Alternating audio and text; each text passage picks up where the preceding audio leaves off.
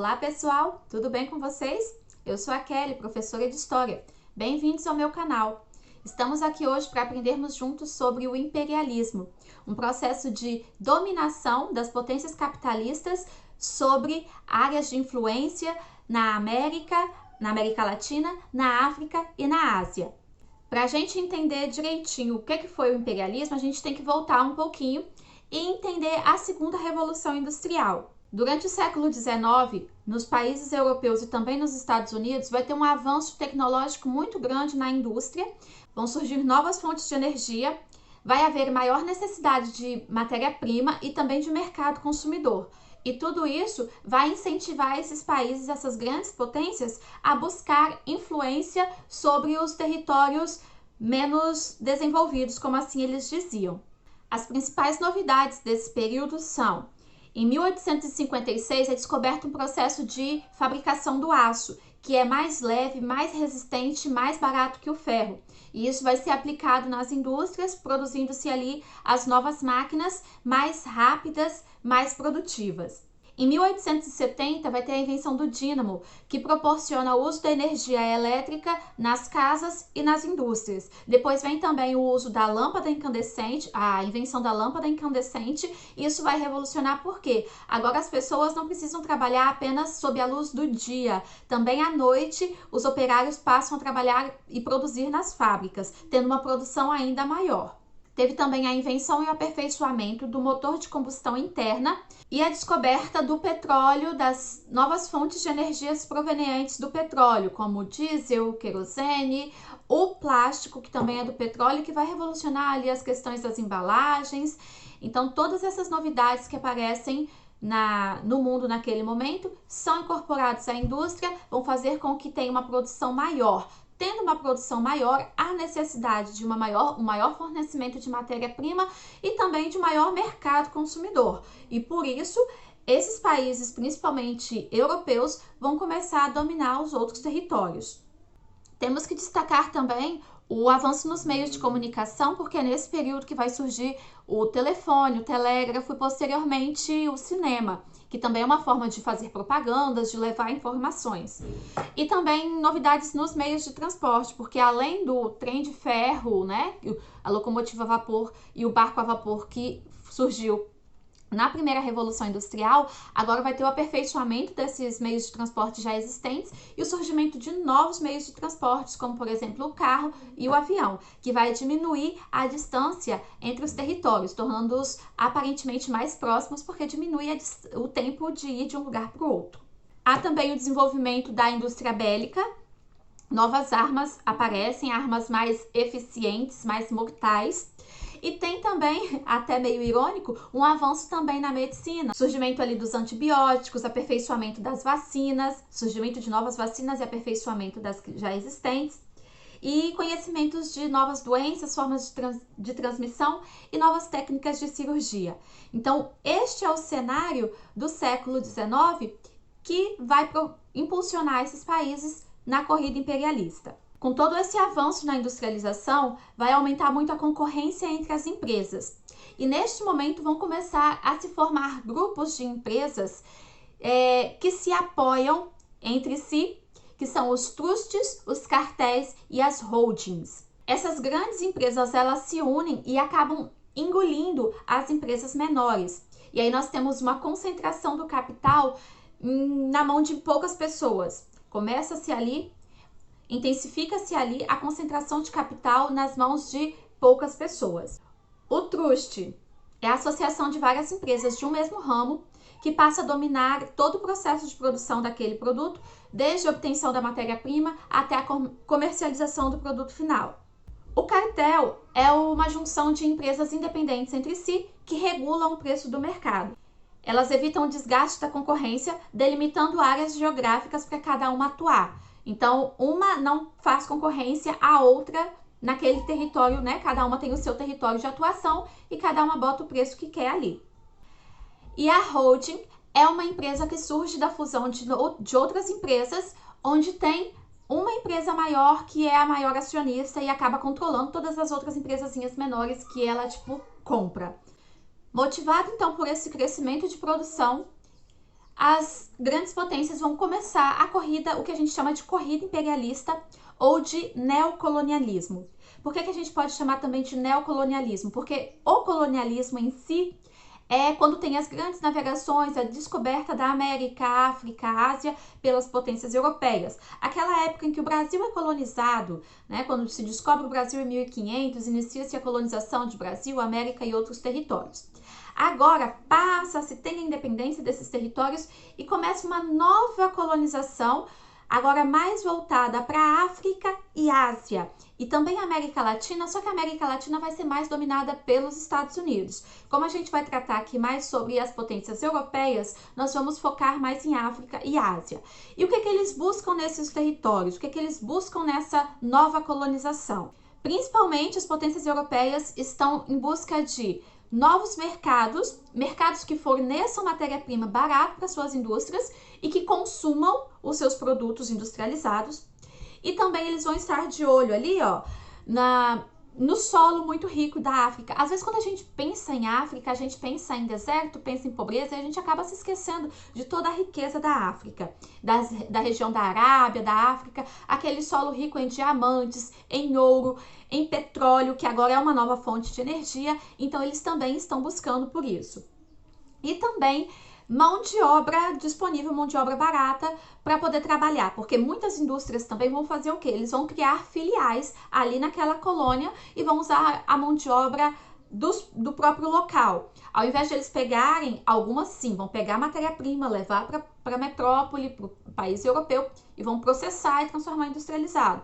Outras não, outras vão montar a fábrica dentro da colônia, dentro do território controlado por eles e vai usar a matéria-prima da região e a mão de obra disponível também na região. Então, esses eram os objetivos, as coisas que eles buscavam, principalmente matéria-prima, mão de obra, mercado consumidor e as riquezas naturais dos territórios. Essa conquista de território, ela era incentivada pelos governos por meio de discursos nacionalistas. Então, havia ali nos governos europeus todo um marketing voltado para mostrar às pessoas, à população, como os europeus eram superiores a esses outros povos e como eles estavam fazendo o bem, levando a civilização para esses outros povos. Porque pense, se você é um europeu ali na época, você ia concordar com essa conquista, dominação imperialista, com esse massacre de outras culturas? Provavelmente não. Só que se você fosse educado como eles eram lá, você com certeza ia amar o seu país e amar o que o seu país estava fazendo com o outro território.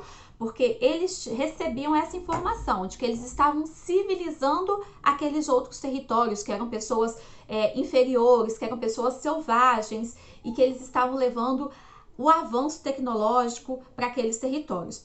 Inclusive, esse é o período ali em que começam a circular na Europa as ideias de Charles Darwin, de evolução das espécies, de evolução, de seleção natural das espécies.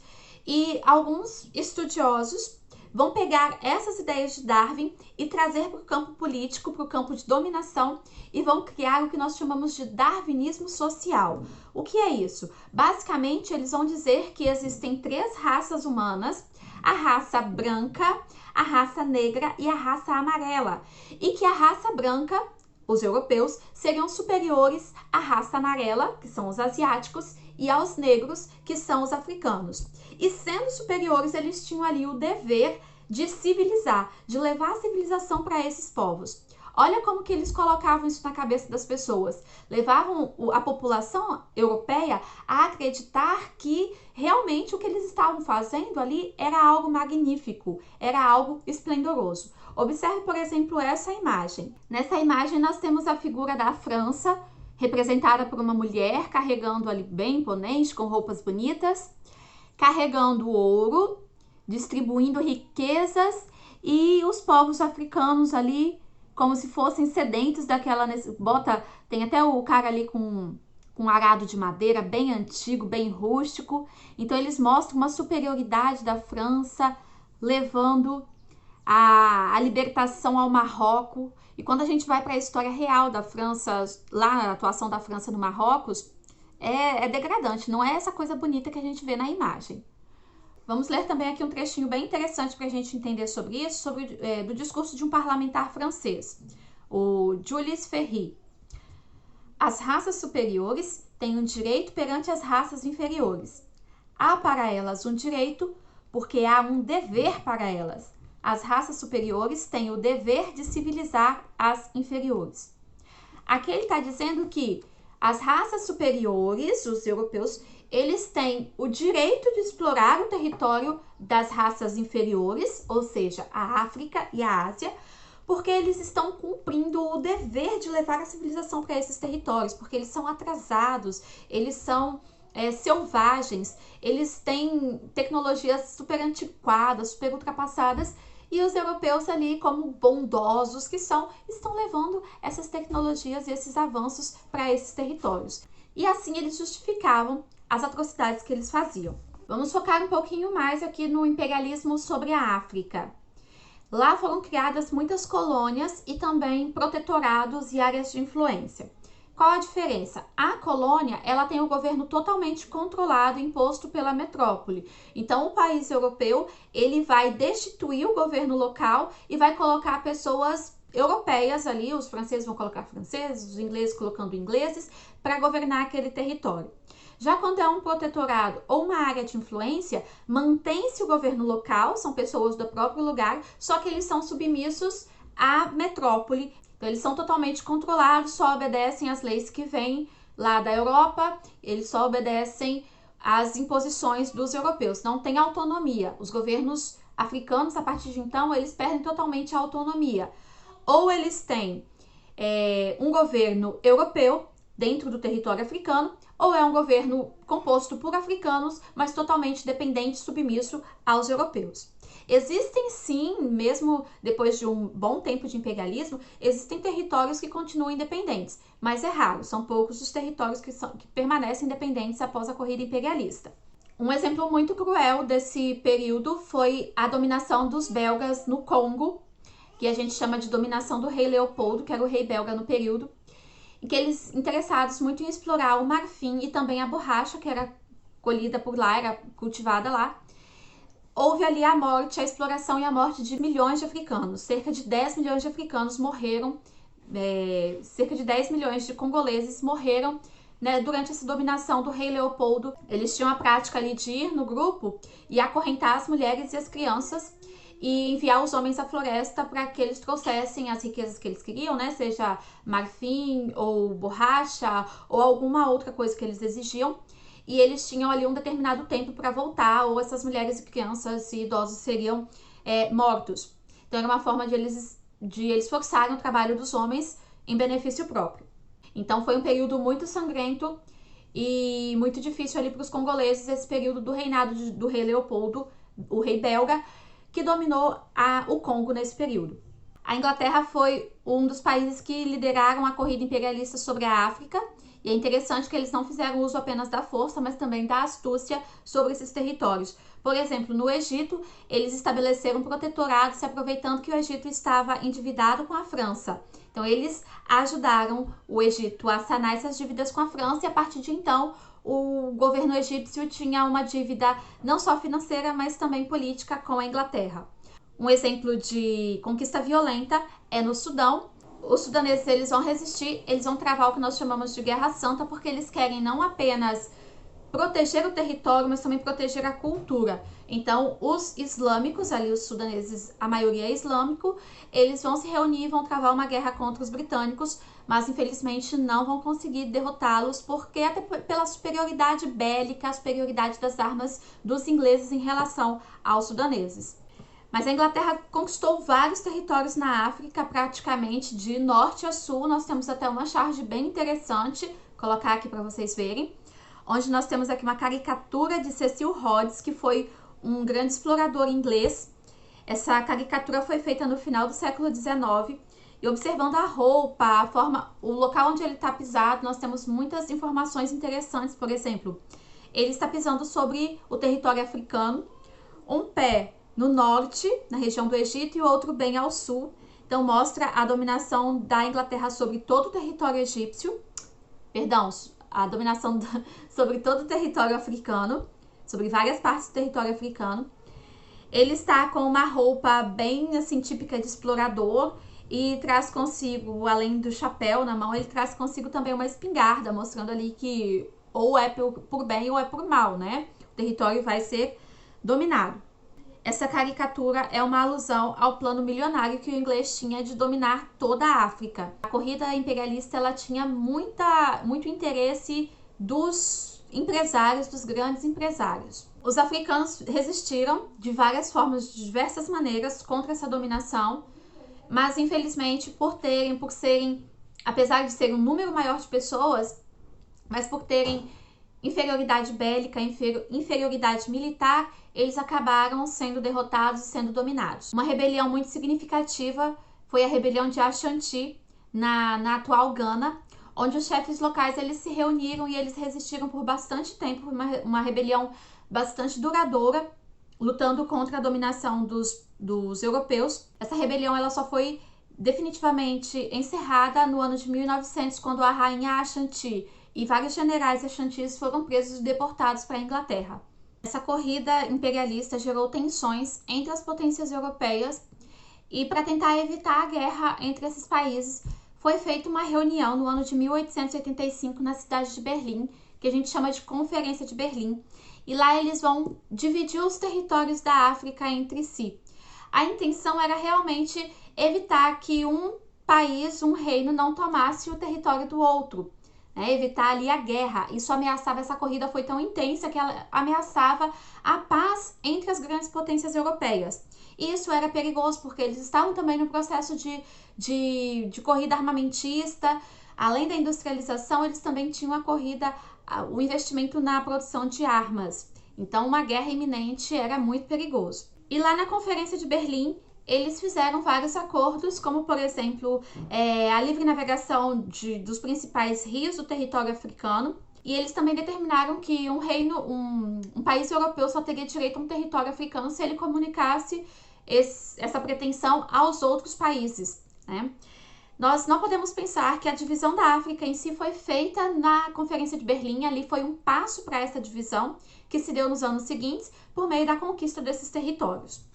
Nós temos até 2 mapas para comparar, um de 1880, mostrando poucos territórios africanos, dominados principalmente por Espanha, Portugal, Inglaterra e França. E por volta de 1910, a África já estava totalmente recortada e dominada, não só por esses ingleses e franceses, mas também por belgas, por espanhóis, por italianos, por vários outros países europeus. Essas novas fronteiras artificiais criadas ali, esse novo mapa desenhado pelos europeus, foi terrível para os povos africanos, porque não respeitava em nada a cultura entre eles. Eles acabaram dividindo povos que eram amigos e juntando dentro do mesmo território povos que eram inimigos entre si.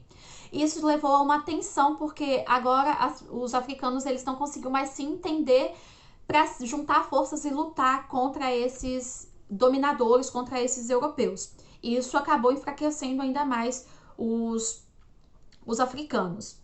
Isso contribuiu para a eclosão de guerras entre os próprios africanos e alguns desses conflitos perpetuam até os dias atuais, infelizmente. Só mais um destaque para concluir o vídeo. A Alemanha ela acaba chegando um pouquinho tarde nessa corrida imperialista. Ela se industrializa um pouquinho, como ela está ali num processo de formação do Estado alemão, de junção de território, organização de governo. Ela acaba se industrializando um pouco depois da França, Inglaterra, das outras potências europeias, e acaba entrando nessa corrida imperialista também um pouco mais tarde. E ela vai começar a disputar territórios que já são dominados por outros povos, por outros europeus.